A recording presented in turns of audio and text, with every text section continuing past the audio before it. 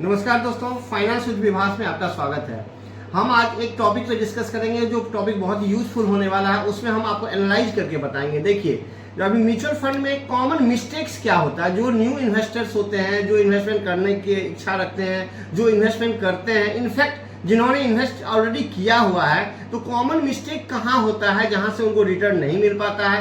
Common mistake क्या जिसको हो, कॉमन मिस्टेक कौन सा है जिसको अवॉइड करने से आपको ज़्यादा रिटर्न मिल सके और ज़्यादा आप रिस्क फ्री होकर के काम कर सकते हैं। तो यहाँ पे मैं आपको सजेस्ट करना चाहता हूँ कि देखिए कॉमन मिस्टेक होता क्या है। जब आप म्यूचुअल फंड करने जाते हैं तो सबसे पहले आप ये डिसाइड कीजिए कि आप म्यूचुअल फंड के कौन से प्रोडक्ट ले रहे हैं। आपके पास जब कोई भी इन्वेस्टमेंट करने जा रहे हैं तो जरूर आप करने से पहले कुछ न कुछ रिसर्च कर लीजिए। R&D करना बहुत जरूरी है। मार्केट ओपन है, पूरे मार्केट खुला हुआ है, इसलिए आप इन्वेस्टमेंट करने से पहले 2-4 ब्रांच जाकर के विजिट कर लीजिए, अपने सीनियर्स को पूछ लीजिए, ताकि आपके पास बेसिक नॉलेज होना चाहिए कि आप म्यूचुअल फंड में क्यों इन्वेस्ट करना चाहते हैं। देखिए, सबसे पहला जो इंपॉर्टेंट चीज होता है म्यूचुअल फंड में या कहीं भी इन्वेस्टमेंट का, उसका मेन मोटो होता है रिटर्न बनाना। तो अगर आप रिटर्न ज्यादा से ज्यादा बना पाएंगे तभी उस इन्वेस्टमेंट का मतलब यूजफुल है, नहीं तो इन्वेस्टमेंट करने से कोई फायदा नहीं है। और कॉमन मिस्टेक को अवॉइड करना। देखिए, सबसे पहला चीज क्या है कि कौन सा फंड ले रहे हैं उसको आप सेलेक्ट कीजिए।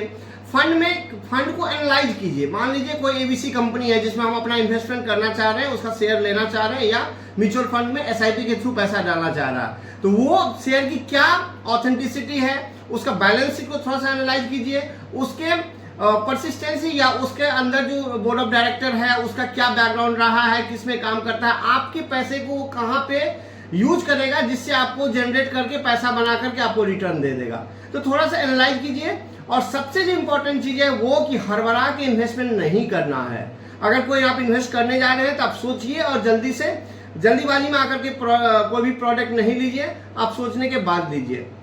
दूसरा चीज है कि आप देखे होंगे कि अगर कोई प्रोडक्ट ले रहा है तो उसका जो हाई रिटर्न है ना, हाई रिटर्न देख करके लोग ले लेते हैं। जनरली क्या होता है, जो प्रोडक्ट को नहीं खरीदे, इससे हो सकता है कि आपको नुकसान हो और जल्दीबाजी में आपका जो है अपना पैसा भी रिटर्न ना मिल पाए, तो रिटर्न की बात तो दूर की बात है। इसलिए हाई रिटर्न पे नहीं जाइए, उसके कंसिस्टेंसी पे जाइए।